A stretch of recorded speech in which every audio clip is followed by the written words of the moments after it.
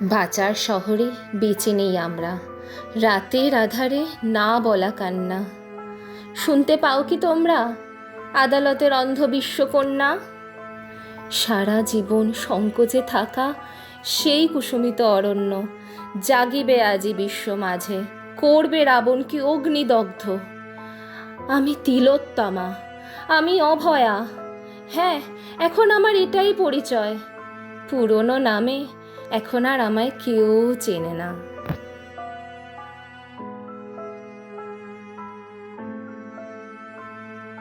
Hello বিবি family, good morning and welcome back to the channel. আশা করছি তোমরা সবাই খুব ভালো আছো। আজ রবিবার 18 আগস্ট, এখন বাজে সকাল 9টা। আমি রেডি হয়ে এখন বেরিয়ে পড়ছি ফ্রিডম পার্ক ব্যাঙ্গালোরের দিকে। তবে এখান থেকে আমার বাড়ি থেকে যেতে এটা 1 ঘন্টার কাছাকাছি সময় লাগবে, তাই একটু তাড়াতাড়ি বেরোচ্ছি। এখন অলরেডি অটো বুক করে নিয়েছি, অটো আসছে। অটো আসতে আসতে ভাবলাম যে তোমাদের সাথে কথা বলে নিই। তবে আজকে যাওয়ার তোমরা জানোই কেন যাচ্ছি, একটা মেইন রিজন হচ্ছে প্রতিবাদে দাঁড়ানো। তবে ওখানে জমায়েত হবে নাকি র্যালি হবে সেটা আমি এক্স্যাক্টলি বলতে পারছি না। যেরকমই হবে না কেন, যাওয়া, ওখানে গিয়ে যোগদান দেওয়া, তাদের সবার পাশে দাঁড়ানো, যে আমরা একজোট হয়ে আছি। এই পুরো একটা বাজে ঘটনা যে ঘটেছে আরজি কর মেডিকেল কলেজ অ্যান্ড হসপিটালের, একটা নৃশংস কি বলবো, একটা এত বড় একটা দুর্ঘটনা ঘটেছে, তার প্রতিবাদে, তার বিরুদ্ধে যে আমরা দাঁড়াচ্ছি একজোট হয়ে, সেই কারণেই যাওয়া। তো চলো এবার বেরোয়, বেশি আর ডিলে করবো না। অটো মোটামুটি 1-2 মিনিটের ডিস্টেন্সে ছিল, বেরিয়ে পড়ি, ওখানে গিয়ে দেখা হচ্ছে। ভেবেছিলাম তাড়াতাড়ি বেরিয়ে পড়বো, বাসে করে চলে যাব, কিন্তু এখন সব কিছু ঘরের কাজকর্ম শেষ করে বেরোতেই বেজে গেল 9:15। এখন এখান থেকে যেতে মোটামুটি 45 to 50 মিনিট দেখাচ্ছে। একদম ঠিক হয়তো মুখোমুখি গিয়ে 10টা নাগাদ দিয়ে পৌঁছাবো। লেটস হোপ যে রাস্তায় যেন বেশি ট্রাফিক না পাই। পৌঁছে গেছি আমি আমাদের আজকের গন্তব্যস্থান ফ্রিডম পার্কে। অলরেডি ভিড় জমা হওয়া শুরু হয়ে গেছে পিছন দিকে। তো চলো দেখাই তোমাদের এখানে আজকে কী হচ্ছে না হচ্ছে। তবে প্লিজ এটাকে পাবলিসিটি হিসাবে নিও না, this is for a cause.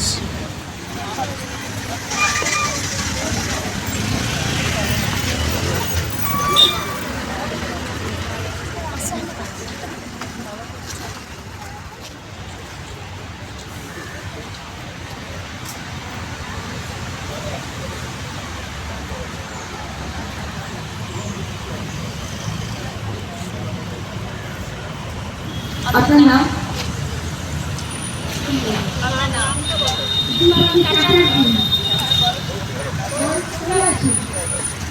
আমরা সঙ্গে We want justice! We want justice! We want justice! We want justice! We want justice! We want justice! We want justice! We want justice! Justice for Arjikar! Justice for Arjikar! Justice for Arjikar! Justice for Arjikar! Justice for Arjikar! We want justice! We want justice! We want justice! Work for a just society, and for that we need justice for this incident and all allied ones. So please, again, we want Justice! we want Justice! we want to live in a just society. We want to live in A just society! thank you very much. We have a purpose here, right? And আমি বাংলাতেও বলবো because we are from majorly we are from Bengal, and even though we are মানে আমরা অনেক দূরে থাকা সত্ত্বেও এটা আমাদের সবাইকে ছুঁয়ে গেছে বলে আমরা এসেছি। আমার আগে যারা বলে গেলেন তাদের সবার সঙ্গে আমি I was very surprised to get this one when I reached here. আমি একটা ছেলের মা। এখানে যারা আছেন বা আছো, আজকে তোমরা মা হওনি, ভবিষ্যতে হবে। আজকে তোমরা বাবা হওনি, ভবিষ্যতে হবে। সিস্টেমের মতন কাজ করবে, আমরা প্রতিবাদ চালিয়ে যাব, অনেক কিছু হবে, কিন্তু আমরা ভবিষ্যতে প্রজন্ম তৈরি করব।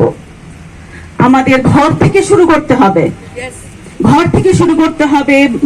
ছেলেকে শুধু অসম্মান করব, মেয়েকে অসম্মান করব তা নয়, প্রত্যেকের প্রতি সম্মান শেখাতে হবে আমাদের বাড়ি থেকে। সেটা যদি আমরা ওথ নিয়ে, আমার মনে হয় হয়তো আমরা এইটুকু আশা রাখতে পারি ভবিষ্যতে হয়তো এই জিনিসগুলো কমবে। এই ভিড়টা আরো বড় ভিড় যাতে না হয়, এরকম ভিড় যাতে আমাদের আর না করতে হয়। হ্যাঁ, তো আমরা এখানে স্লোগান দিতে শুধু আসিনি, আমরা বিচারও চাইতে এসেছি সিস্টেমের কাছে, কিন্তু let us start from our home. Okay, পোস্টারটা দেখানো যেতে Yes. পারে। এই পোস্টারে boys will be boys, Yes. What they are taught, right? Right? তো আমরা কখনোই মেয়েদেরকে বলবো না জুডো খেলাতে শেখো, right? Boys should behave properly also. আমরা দুজনকেই বলবো, সবাইকে সবাইকে বলবো। আর আমরা That is not only the solution. মেয়েরা judo karate শিখুক। একেবারে That হ্যাঁ। is very, very, very minor thing. Minor thing. Exactly. আমাদের আরেকটা জিনিস, We need to change the outlook. কলকাতায় শুধু বলা হচ্ছে যে নারী থাকবে, নারী দখল। আমরা সবাইকে বলছি, আমাদের ঘরে আমাদের বাবা ভাইরা আছে, রাইট? তো আমাদের সব থেকে সেফ প্লেস আমাদের বাড়ি।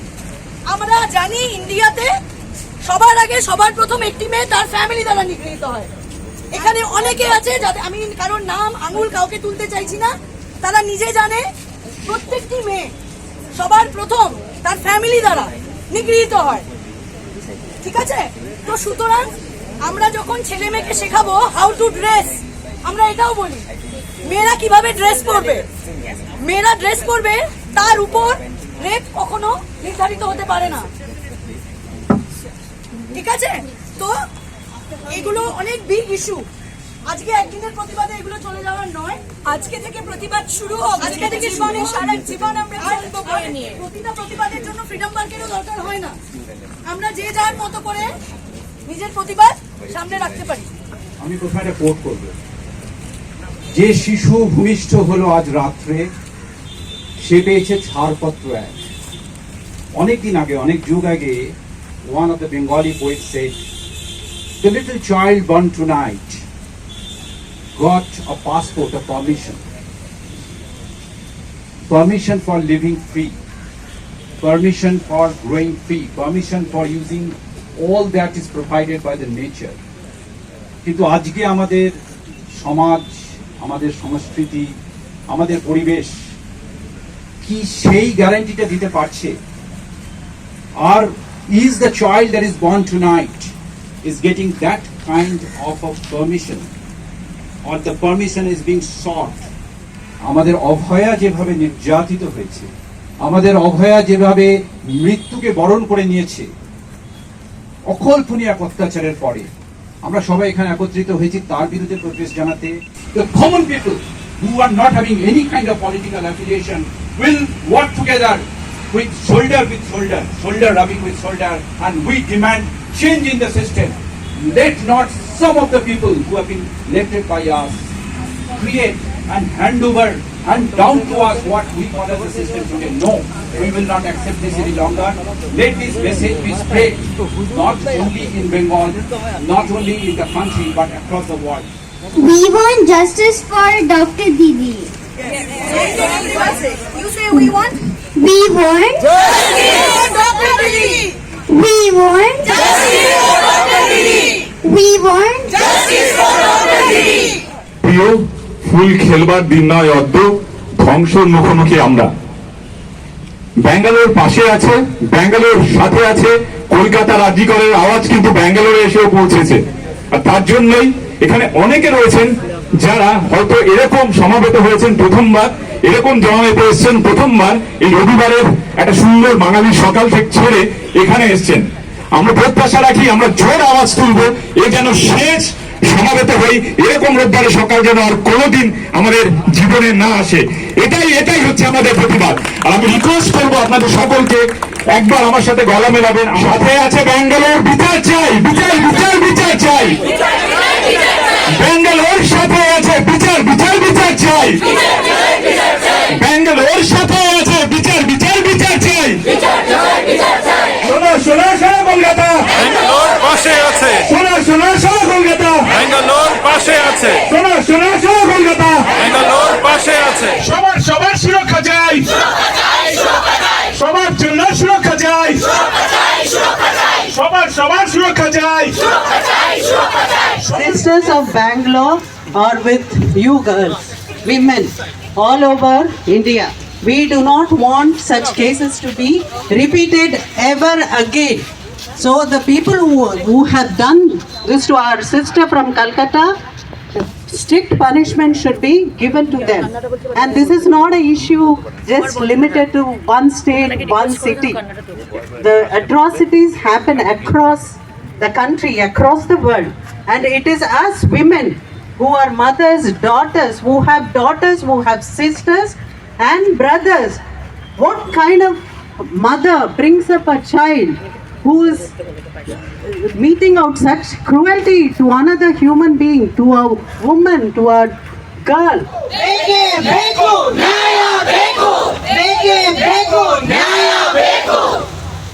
So immediately our headquarters national president, Dr. Ashokan, he is from Kerala, he only called the meeting and he narrated everything whatever it has happened. So it is our duty. So we are there almost, we are having more than 4 lakh doctors all over India, IMA members, and we have got 13 lakh doctors are there in our country. And in Karnataka 1,30,000 doctors are there. Yesterday everybody involved, all our state, I'm in charge of that. So as a state I am a president, everybody involved and we have done tremendous response, we have got it. We are always with you. Not this one accepted actually. So that same day, that whatever that this one were going Independence Day, whatever that mob was there, I saw one girl looking like that. Justice delayed. Justice delayed. And if we stand together as women in a society, there is nothing that we cannot achieve. Shakti ka naam. Nari hai. Shakti ka naam. Nari hai. And finally, we want justice. We want justice. We want justice. নারী বা কোনো মহিলার উপর যাতে অত্যাচার না হয় তার জন্য আমাদের এই লড়াই জারি রাখতে হবে, শেষ অবধি রাখতে হবে, আমাদের দমে গেলে হবে না। তাই একটা কথা বলছি, এইখানে যে জমায়েত আছে করেছি আমরা, তার সার্থকতা তখনই হবে যখন আমরা তার অভয় বিচার নিয়ে নিতে পারবো, এবং এর জন্য আমরা যত দিন লড়াই করতে হয় আমরা শেষ অবধি লড়াই করবো। আর কিছু বলবো না, আপনাদেরকে we want justice, we want justice, we want justice. It's happening not only in working field, it's happening in the family, in the neighborhood. Girls are special creation of God.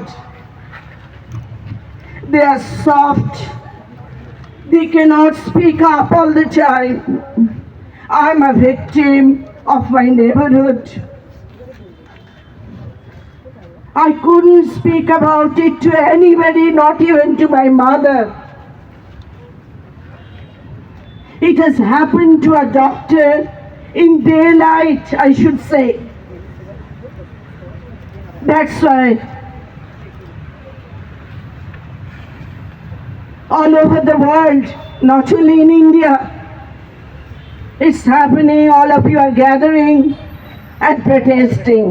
What you are doing, a new generation of all these boys and girls, I'm wholeheartedly supporting them. They should continue. Administration should realize it. Yes. Thank you. এখন থেকে ওর মেয়ে চাইছে না যেতে, তাহলে কি করবো? আমার স্টুডেন্টদের তারা ক্লাসে আসতে পারছে না, তাদের বাড়ি থেকে বাবা মারা বলছে না না ক্যাব ধরতে পারবে না, ক্যাব ধরলে যদি কিছু হয়। এই যে একটা ভয়ের বাতাবরণ, এই যে একটা সাংঘাতিক লিমিটেশন আমাদের সমস্ত মেয়ের কাছে, আমি এই জমায়েতের কাছে এই প্রস্তাবটা রাখছি যে আপনারা আসুন, আমরা সবাই মিলে আসুন, আমরা কিছু করি যাতে আমরা মেয়েরা অন্তত জীবনটাকে একটু উপভোগ করতে পারি। মানুষের তো একটাই জীবন, নাকি আমরা জেলখানা চিরদিনই বন্দী হয়ে থাকবো কারণ আমাদের বাইরে টেনে নিয়ে গিয়ে কিছু এরকম অকথ্য অত্যাচার করবে। যখন ছোট ছিলাম জানেন তো, রেপ কথাটা বলতে না কেমন মুখে আটকাতো, তারপর এখন দেখছি যে এটা খুব সহজে চলছে, সবাই বলছেন। এবং গতকাল এটা বিভৎস অভিজ্ঞতা হলো আমার অনেক স্টুডেন্টরা বললেন যে ma'am they could have killed her, right, why this?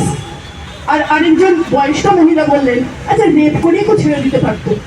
তার মানে এখন রেপ করাটাও অ্যালাউড, এমনই অ্যাট্রসিটি দাঁড়িয়েছে এই বিভৎস অত্যাচার। We shall overcome someday. Oh, deep in my heart, I do believe we shall overcome someday. Amra korbo joy, amra korbo joy,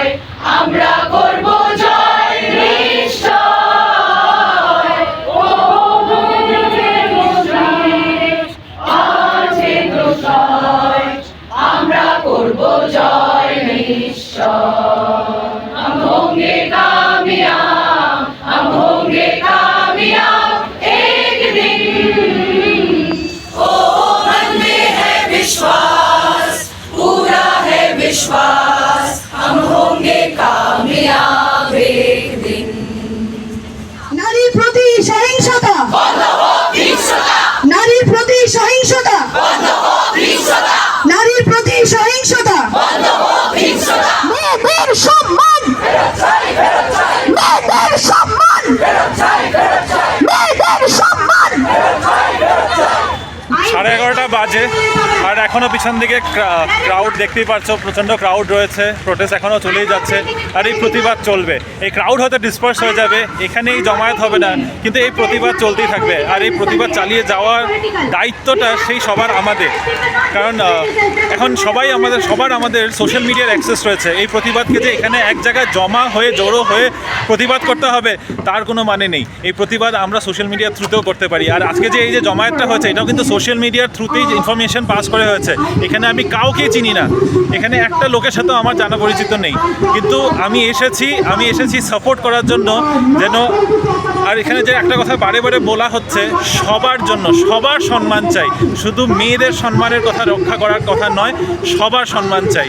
তো চলো এই নোটে এখানে আমি বের হচ্ছি এখান থেকে যেতে আমার প্রায় ঘন্টাখানিক লাগবে, তারপর বাড়ি গিয়ে বাকি গল্প করব। এখান থেকে যাওয়ার আগে আরও একটা কথা বলতে চাই যে এই প্রতিবাদের জন্য এর থেকে হয়তো ভালো জায়গা আর হতো না। আমরা এখন আছি ফ্রিডম পার্কে। ফ্রিডম পার্ক জায়গাটার নামই দেখো, ফ্রিডম পার্ক। আর আমরা তো চাইছি ফ্রিডম ভয়ের থেকে, ফ্রিডম ভয়ে দিন কাটানোর থেকে। তো সেটাই তো ব্যাপার চলছে এখানে, এইটা নিয়ে তো প্রতিবাদ চলছে। তো I think this is a very apt venue. তবে আমি কিন্তু হাঁপিয়ে গেছি অ্যাকচুয়ালিতে। চলো আমার অটো এসেছে, এখান থেকে আমি যাব এখন মেজেস্টিক থেকে বাস ধরে তারপরে যাব বাড়ি। এখন আরও আনাদার আই থিঙ্ক 15-20 মিনিট চলবে, তবে আমি মাঝপথে আমার ছেড়ে যেতে হচ্ছে। আমি অটো ধরার জন্য এদিকে যাচ্ছি আর তখন চোখে পড়লো, দেখো এদিকে কত পুলিশের গাড়ি দাঁড়া করিয়ে রেখেছে ইনকেস যদি সিচুয়েশন আউট অফ কন্ট্রোল হয়ে যায়। আর এখানে রয়েছে ব্যাঙ্গালোর সিটি পুলিশের ওয়াটার জেট, যদি সেটারও দরকার পড়ে, সেটাও যদি প্রয়োজন পড়ে। র্যালি থেকে এসেছি তো বেশ অনেকক্ষণ হলো, এখন তো সন্ধ্যা বাজে প্রায় 5:45। তারপর আসার পর একটু ব্যস্তই হয়ে পড়েছিলাম বলতে পারো এক ধরনের।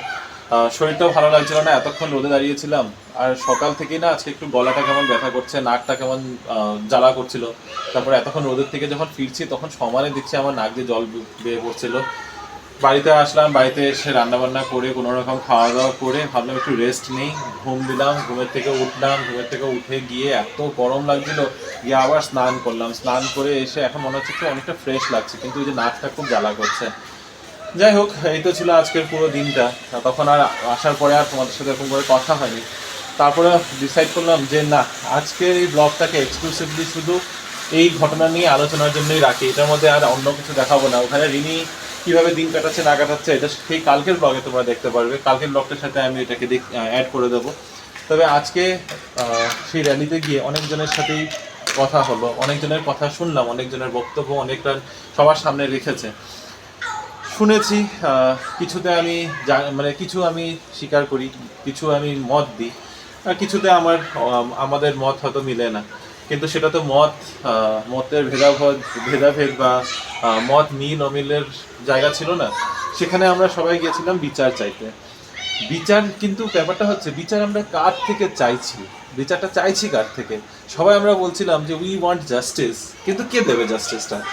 আমি নিজে তখন ওখানে দাঁড়িয়ে যখন সবাই স্লোগান দিচ্ছে উই ওয়ান্ট জাস্টিস করে, তখন বারে আমার মাথার মধ্যে একটা কথা আসছে যে আমরা জাস্টিস চাইছি কার থেকে।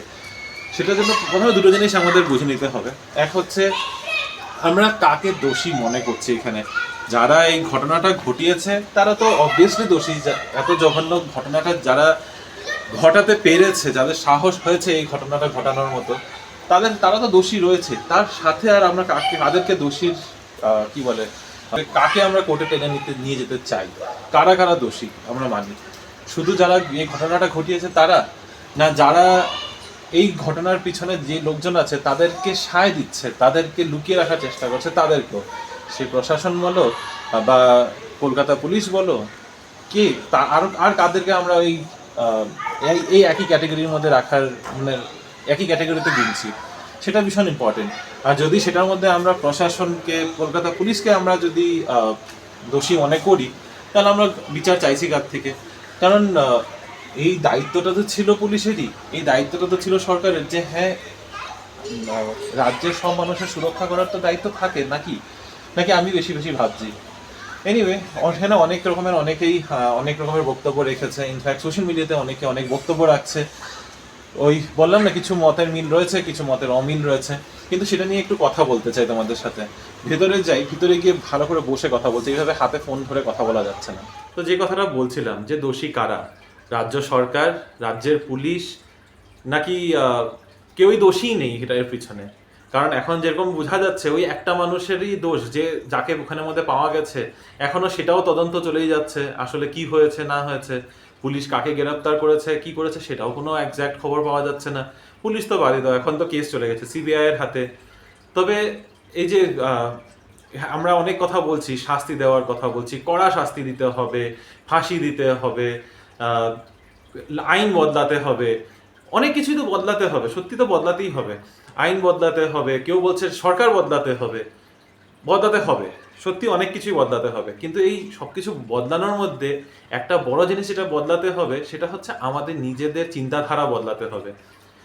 এটা কেন বলছি, হয়তো একটু কন্ট্রোভার্সিয়াল হয়ে যেতে পারে, হয়তো অনেকেই আমার এই মতের সাথে মানে আমার মতের বিরুদ্ধেও দাঁড়াতে পারো, and I am okay with that. এটা আমার পার্সোনাল ওপিনিয়ন, যেটা আমি তোমাদের সাথে শেয়ার করছি। তোমাদেরও নিজস্ব একটা পার্সোনাল ওপিনিয়ন, পার্সোনাল মত থাকতেই পারে। কেন বলছি যে আমাদের নিজেদের বদলাতে হবে? এই যে আমরা বলি যে এইটা বদলাতে হবে, নিয়ম বদলাতে হবে, কানুন বদলাতে হবে, কি হয়েছে কানুন বদলিয়ে? নির্ভয়া কেস হয়েছিল 2011-12-তে। এই নির্ভয়া কেসের পর যে যারা দোষী ছিল তাদেরকে ফাঁসি দেওয়া হলো। তারপর কি জিনিস পাল্টে গেছে? আর কি কোনোদিনও এরকম টাইপের কেস হয়নি? হায়দ্রাবাদে একটা কেস হলো 2018-তে, তাদেরকে 4 দিন না 5 দিনের মধ্যে ধরা হলো। কালপ্রিটদেরকে ধরে তাদেরকে মানে এনকাউন্টার করা হলো ইমিডিয়েট, উইদিন আধা ঘন্টার মধ্যে হঠাৎ করে জানা গেল যে এনকাউন্টার হয়ে গেছে, এরকম হয়েছে, পালানোর চেষ্টা করেছে, যাই হয়েছিল। তখন সবাই খুব বলেছিল এরকম হওয়া উচিত, এরকমই শাস্তি দেওয়া উচিত। তারপরে কি সব এরকম কেসেস বন্ধ হয়ে গেছে? কিছুই চেঞ্জ হয়নি। আর এরকমভাবে একটা ইনসিডেন্টের পর ওটার কি রেজাল্ট হয় তার উপরে কিচ্ছু চেঞ্জ হবে না। কেন হবে না সেটা বলছি, কারণ সব কিছু চেঞ্জ হয় না, গ্রাসরুট থেকে হতে হবে। নিয়ম বদলিয়ে দিলে যে মানুষরা ভুল করবে না, ভুল বলছি না, এটা তো পাপ। কিন্তু আমি জাস্ট একটা এক্সাম্পল দিয়ে কথাটা বলার চেষ্টা করছি, যে একটা কিছু নিয়ম বদলিয়ে দিলাম, আর ওই নিয়ম বদলিয়ে দিলে যে মানুষরা নিজের কাজ করার ঢং বদলে দেবে, সেটা কিন্তু হয় না, সেটা হবেও না। এটা এক্সপেক্ট করা ইজ ফুলিশনেস ফর আস। যদি চেঞ্জ করতেই হয়, নিজেদের থেকে চেঞ্জ করতে হবে, নিজেদের মধ্যে থেকে, ঘরের থেকে চেঞ্জ করতে হবে। একটা কথা আছে, চ্যারিটি বিগিনস এট হোম। কথাটা কিন্তু বহুত সত্যি। আমরা অনেকেই বলি যে হ্যাঁ ঠিক আছে, হ্যাঁ অনেক জ্ঞান এগুলো, কিন্তু জ্ঞান না। এই কথাটা কিন্তু সত্যি বহুত বড় একটা মানে রয়েছে। Charity begins at home. Anything that you do has to begin at home. তুমি যদি কিছু বদলাতে চাও, সমাজ বদলাতে চাও, সেটা আগে নিজের থেকে শুরু করতে হবে। ছোট ছোট কথা, অনেকেই অনেক রকমের সোশ্যাল মিডিয়াতে ওপিনিয়ন রাখছে, ওখানে অনেকে অনেক কথা বলেছে। কিন্তু আমি একটা কথা যে বললাম চ্যারিটি বিগিনস এট হোম, একজনের আমি পোস্ট দেখেছি, ওখানের মধ্যে কেউ লিখেছিল যে মেয়েদেরকে, এই যে এখন অনেকেই বলছে, এটা অ্যাকচুয়ালি শুধু একটা পোস্টের না, অনেকে এরকম হাজার হাজার পোস্ট আছে, যে মেয়েদেরকে আত্মরক্ষা শেখানো উচিত, মেয়েদেরকে সম্মান দেওয়া শেখানো উচিত। এটা আমি এই জিনিসটা এখানেই আমার একটা মানে এটা নিয়ে আমার একটা প্রবলেম রয়েছে, ঠিক আছে? এখানেই একটা তর্কের জায়গা হয়ে যাচ্ছে আমার জন্যে। ব্যাপারটা হচ্ছে, আমরা এখানে যখন বলি মেয়েদেরকে আত্মরক্ষা শেখানো উচিত, মেয়েদেরকে সম্মান করা শেখানো উচিত, আমার মনে হয় আমরা এখান থেকেই মেইন প্রবলেমটা ক্রিয়েট করছি। আমরা এখান থেকেই শুরু করছি যে ছেলে আর মেয়ের মধ্যে একটা পার্থক্য রয়েছে, এটা বোঝানো। ছেলে আর মেয়েকে কেন সেম জিনিসটা শেখানো হবে না? দুজনকেই কেন শেখানো হবে না আত্মরক্ষা করার? দুজনকে কেন শেখানো হবে না যে একজন আরেকজনের প্রতি ইকুয়াল সম্মান দেওয়ার? এটাই তো প্রবলেম। কেন আমাদের এটা শেখাতে হবে যে মেয়েদেরকে আলাদা করে সম্মান দিতে হবে? যে কোনো মানুষকে সেম সম্মান দিতে হয়, এটাই তো শেখানো উচিত। আমার এটা নিয়ে সব থেকে বড় প্রবলেম, আমরা জন্মের পর থেকেই এই ডিফারেন্সটা ক্রিয়েট করা শুরু করে দিই। তো আমার মেন কথা হচ্ছে যে আমাদের কেন এই পার্থক্যটা আমরা ক্রিয়েট করি ইন দ্য ফার্স্ট প্লেস, এখান থেকে আমার মনে হয় আমাদের এই প্রবলেমটা শুরু হয়। আরও এরকম অনেক এক্সাম্পল আমি দিতে পারি। আমি একটা, যেটা আমার খুব মাথার মধ্যে একদম চোখের সামনে ভেসে উঠছে একটা ইনসিডেন্ট, সেটা হচ্ছে বিয়ের সময় তো অনেক নিয়ম কানুন থাকে। আমার বিয়ের সময় অনেক নিয়ম হয়েছে, নিয়ম কানুন হয়েছে। তার মধ্যে একটা নিয়ম আছে, আমি জানি এখানের মধ্যে যারা এই ভিডিও দেখছো তাদের বিয়ের নিয়ম টিয়মের মধ্যে সব কিছু একটা নিয়ম তোমাদেরও হয়তো আছে। এই নিয়মটা সেটা হচ্ছে ফুলসজ্জার দিন একটা নিয়ম হয় যেখানের মধ্যে মেয়ে তার স্বামীর পা ধুয়ে চুল দিয়ে পা মুছে। এই নিয়মটার আমি খুব একটা ফরে ছিলাম না, কোনোদিনই ছিলাম না। মানে ছোটবেলায় না বুঝতাম না। আমি মার কাছে মারও ফটো দেখেছি, মা যখন এই নিয়মটা করেছে ওটার ফটো রয়েছে, তখন মনে হতো আচ্ছা এটা নিয়মিত, এতে কি বড় কথা রয়েছে। আমার বিয়ের সময় যখন আস্তে আস্তে আমার বুঝগুলো হয়েছে, তারপর আমি আমার বিয়ের সময় কিন্তু একবার দুবার বলেছিলাম যে এই নিয়মগুলো আমার ভালো লাগে না, এই নিয়মগুলো খুব কি বলে ডাউনগ্রেডেড নিয়ম মনে হয়, মনে হচ্ছে যে কাউকে খুব ছোট করার মতো নিয়ম। তখন খুব একটা প্রতিবাদ করিনি, আমি মানা করেছিলাম যে এই নিয়মগুলো করো না, বেকার, এই নিয়মগুলো দেখতে ভালো লাগে না। ঠিক আছে, ওখানের মধ্যে যখন এই নিয়মটা হয়েছে আসলে, তখন ওখানের মধ্যে এত লোকজন ছিল, আমি তখনও মানা করেছি, কিন্তু তখন আর এত কথাবার্তার মধ্যে না কিছুতেই আর হয়নি। আর সেই এক জিনিসটাই আমার বিয়ের সময়ও নিয়মটা করানো হয়েছে। কিন্তু এটার পর রিনি খুব আপসেট হয়ে গেছিল, সত্যি একটু আপসেট হয়েছিল। And I see why she was upset. মানে তখন হয়তো অনেক রকমের ভাবে আমি তর্ক দেওয়ার চেষ্টা করেছি যে আমি মানা করেছি, আমি তো আগেই বলে রেখেছিলাম এই জিনিসগুলো আমার পছন্দ না, এই না সেই না। কিন্তু এখন পাল্টে যখন দেখি তখন আমার মনে হয় আমি মানা করেছি, কিন্তু আমি প্রতিবাদ করতে পারতাম, এই নিয়মের এগেনস্টে আমি উঠে দাঁড়াতে পারতাম, আমি বলতে পারতাম যে এটা হবে না, যদি এটা হয় আমি আর এখানে বসে থাকবো না, আমি এইভাবে করে বলে উঠতে পারতাম। কিন্তু তখন এত লোকজন ছিল, আমি মানে মানুষদের একটা মুড খারাপ হয়ে যাবে করে আমি যে সামনে মানুষটা রয়েছে, যে আমার সাথে থাকে, যে আমার সাথে জীবন কাটাবে, তারই যে মুড নষ্ট হয়ে যাচ্ছে সেটার দিকে আমার আর খেয়ালই যায়নি। তবে সব কিছু হয়ে যাওয়ার পর যখন সবাই রুমের থেকে বেরিয়ে গেছে, তখন রিনি আমাকে একটা কোশ্চেন করেছে যেটা আমার সত্যিই অ্যান্সার ছিল না আমার কাছে। রিনি আমাকে বলেছে, আর খুব ভালোভাবে এই কথাটা জিজ্ঞাসা করেছে, যে এই যে আমি আজকে তোমার পা ধোয়ানো হলো, আমি তোমার পা মুছে দিলাম, তুমি এমন কি করেছো যে that you think you deserve this? কারণ আমি এত বছর ধরে, আমার মা বাবা আমাকে বড় করেছে, তোমার মা বাবা তোমাকে, মানে তোমার মা তোমাকে বড় করেছে, তুমি কোনোদিনও তোমার মার পা ধুয়ে পা মুছেছো? সেটা যখন করো নাই, তুমি এমন কি করেছো? Why do you think you deserve this treatment, যে তোমাকে বসিয়ে তোমার পা ধোয়া হবে, তোমার পা মুছিয়ে দেওয়া হবে, তাও মেয়ের চুল দিয়ে? অ্যান্ড সত্যি আমার কাছে কোনো অ্যান্সার ছিল না এটার, আমি কিচ্ছু বলতে পারিনি তখন। আমি খালি জিনিসটাকে জাস্টিফাই করার চেষ্টা করেছি যে আমি তো মানা করেছিলাম, কিন্তু আমি বিরুদ্ধে উঠে দাঁড়াইনি, আমি সত্যি দাঁড়াইনি। আর এটার রিগ্রেট আমার এখনো আছে। তারপরে এখন ভাবি, তারপর থেকে আমি রিনিকে বলেছিলাম যে বাড়িতে তো আরো বিয়ে হবে, তখন যদি এরকম কোনো নিয়মের মানে এরকম নিয়ম করানোর কথা উঠে, আমি বিরুদ্ধে উঠে দাঁড়াবো, আমি আর তুমি পাশে দাঁড়িয়ে এটার প্রতিবাদ করব যে এই নিয়মগুলো অ্যাকচুয়ালিতে কোনো নিয়ম না, এই নিয়মগুলো কিন্তু বানানোই হয়েছে যে মেয়েদেরকে মেয়েদের জায়গাটা ওইখানে, এটা বোঝানোর জন্য। আমরা এরকম ছোট ছোট অনেক নিয়মের মধ্যে মেয়েদেরকে ওইখানে, মেয়েদের জায়গা নিচে, ছেলেদেরকে উচ্চ স্থানে রাখার জন্য এই নিয়মগুলো বানানো হয়েছে। আর এইগুলো জেনারেশন বাই জেনারেশন আমরা ক্যারি ফরওয়ার্ড করেই যাচ্ছি। কিন্তু এক জায়গায় তো এটাকে থামাতে হবে। আমার বিয়েতে আমি পারিনি থামাতে, আমার ভাইয়ের বিয়ে হবে, আমি জানি ভাইয়ের বিয়ের সময় এই নিয়মের কথা উঠবে, তখন আমি আর রিনি কথা দিয়েছি আমরা প্রতিবাদ করব, এই নিয়মটা হবে না। কেন? সত্যি কথা, রিনি যে আমাকে প্রশ্নটা করে সেটা একদম সত্যি কথা, যে মেয়েটার জায়গা কি ওখানে? ও আজ পর্যন্ত ওর নিজের মা বাবারই তো, মানে মা বাবা এত করার পরেও আমরা মা বাবার পা ধুয়ে পা মুছাই না, ওই মেয়েটার কেন ওর স্বামীর পা মুছাতে যাবে? এই কথাটা আমার জীবনভর মনে থাকবে। এটাই বলার ছিল, এটাই শেয়ার করার ছিল। জানি একটু লম্বা হয়তো ভিডিওটা হয়ে গেছে, আই এম সরি।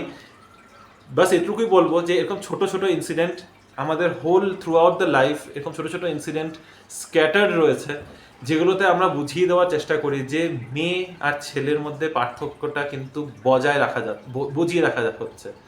আমরা যতই বলি না কেন ইকুয়াল রাইটস, ইকুয়াল অপরচুনিটিস, কিন্তু ছেলে আর মেয়ের মধ্যে পার্থক্যটা আমরা সবসময় চোখে আঙুল দিয়ে দেখিয়েই দিই। আর সেটা আমরা চোখে আঙুল দিয়ে দেখালেও অনেক সময় আমরা দেখতে চাই না। আই থিঙ্ক এই কারণে আমি বলেছি যে এই জিনিসগুলো চেঞ্জ হওয়া দরকার।